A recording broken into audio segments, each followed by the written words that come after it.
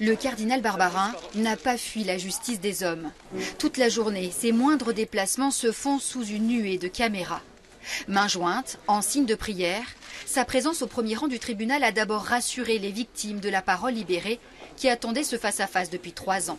Faire la lumière sur les silences coupables de l'Église dans la gestion du prêtre pédophile Bernard Prénat, c'est ce qu'ils attendent du procès.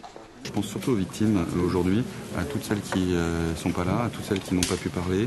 Et je pense qu'enfin on va connaître la vérité sur un mécanisme du silence. Et pour nous c'est aussi ces 3 jours un moyen d'avoir de vraies réponses, de savoir comment un prédateur sexuel a pu pendant 50 ans exercer, avoir des responsabilités sans ne jamais avoir été inquiété.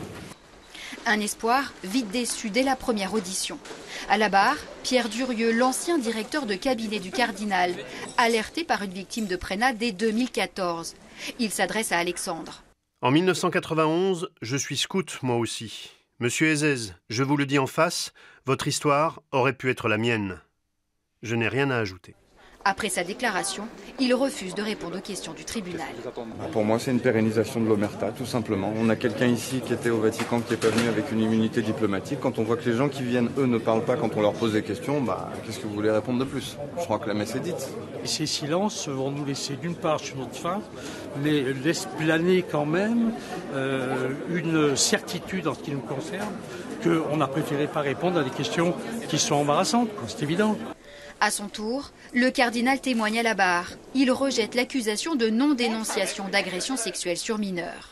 Je le rappelle, il a notamment ici incité la victime qui s'est présentée à lui, il l'a incité à trouver des victimes dont le cas n'était pas frappé par la prescription et incité ainsi à faire qu'il y ait un dossier concernant M. Prénat, dossier qui est actuellement, si j'ai bien saisi, encore à l'instruction. L'archevêque de Lyon a-t-il fait tout son possible pour protéger les victimes?